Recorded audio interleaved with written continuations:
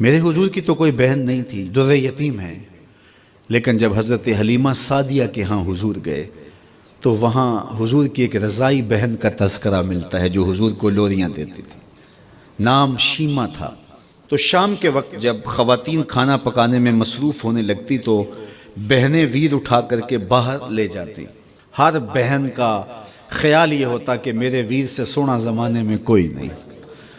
کہتے ہیں خوبصورتی دیکھنے والے کی آنکھ میں ہوتی ہے، جس کے ویر کا رنگ سونا ہوتا تو وہ کہتی رنگ نہیں تو کچھ بھی نہیں ہے، اور جس کے نقوش تیکھے ہوتے تو وہ کہتی کہ رنگ کا کیا ہے، حسن تو نقوش میں ہوتا ہے۔ جس کی آنکھیں خوبصورت ہوتی وہ کہتی میرے ویر کی جھیل جیسی آنکھیں تو دیکھو۔ اب یہی بنو سعد کے محلے میں ہوتا، بچیاں اپنے ویر اٹھا کے لے آتی، ایک کہتی میرے ویر ورگا کوئی نہیں، دوسری کہتی میرے ویر جیسا نہیں۔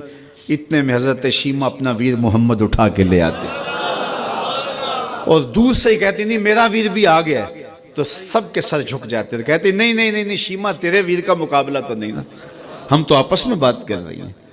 اور پھر جب کسی بہن کے ویر کو متفقہ طور پہ ساری کہہ دیں کہ تیرا ویر ہی سونا ہے تو پھر اس کا فخر دیدنی ہو نا، پھر ان کا ذوق آسمان کو چھونے لگتا۔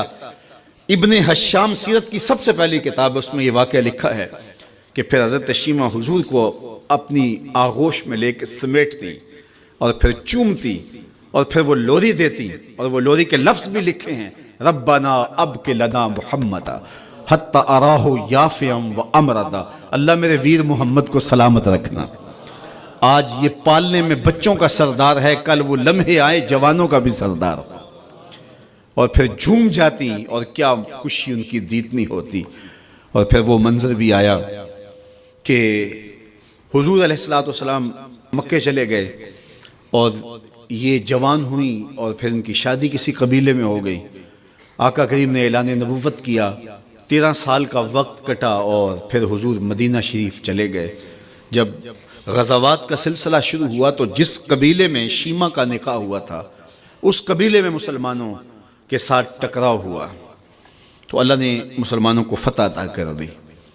تو اس قبیلے کے لوگ قیدی ہو کے حضور علیہ السلام کے غلاموں کے ہاتھوں گرفتار ہیں۔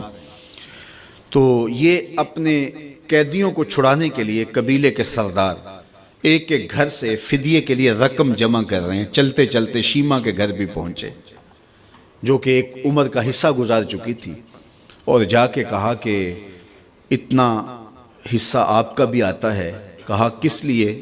کہا وہ جو لڑائی ہوئی ہے اتنے ہمارے بندے گرفتار ہو گئے ہیں تو ان کو چھڑانا ہے۔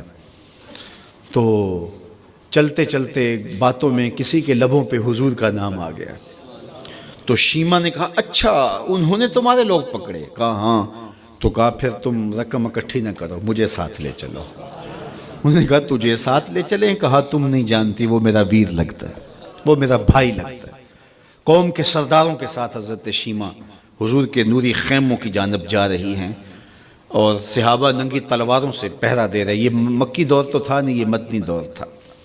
اور شیمہ قوم کے سرداروں کے لے کے جب آگے بڑھنے لگی نا تو صحابہ نے تلواریں سون دی، رک جا اے دیہاتی عورت، جانتے نہیں آگے کوچہ رسول ہے، آگے بغیر اذن کے جبریل بھی نہیں جا سکتے، تم کون ہو؟ تو شیمہ نے جو لفظ کہے وہ لفظ لیے، اس نے کہا خلو سبیلی وَعَلَمُوا اَنَا اُخْتُ نَبِيِّكُمْ، میری راہیں چھوڑ دو، تم جانتے نہیں میں تمہارے نبی کی باجی لگتی ہوں۔ تلواریں جھک گئیں، آنکھوں پر پلکوں کی چلمنے آ گئے، راستہ چھوڑ دیا۔ حضور کے خیمہ نوری میں داخل ہوئی تو حضور نے دیکھا، پہچان لیا، اٹھ کے کھڑے ہو گئے۔ فرمایا بہن کیسے آنا ہوا؟ آپ کے لوگوں نے ہمارے کچھ بندے پکڑے ہیں، چھڑانے آئی ہیں۔ تو فرمایا بہن تو نے زحمت گوارا کیوں کی؟ تو پیغام بھیج دیتی میں یوں ہی چھوڑ دیتا، لیکن تم آ گئی ہو، اچھا ہوا ملاقات ہوئی۔ پھر حضور نے قیدیوں کو چھوڑنے کا اعلان کیا اور کچھ گھوڑے اور چند جوڑے حضرت شیمہ کو حضور نے تحفے کے طور پہ دیے۔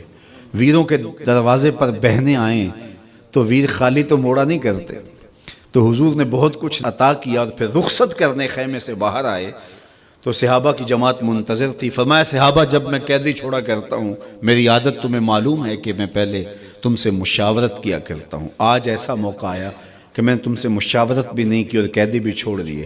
کہا جو چاہیں آپ کریں، لیکن کیوں مشاورت نہیں فرمائی حضور؟ اگر ارشاد فرما دیں۔ تو فرمایا اس لیے کہ میرے دروازے پہ میری بہن آ گئی تھی۔ کوئی لاؤ تو صحیح زمانے میں ایسا، کوئی لاؤ تو صحیح زمانے میں یہ جمال اور یہ حسن اور یہ کمال رکھنے والا، تو پھر کیوں نہ ہم اپنی ساری زندگی اس آقا کے نام لگاتے ہیں۔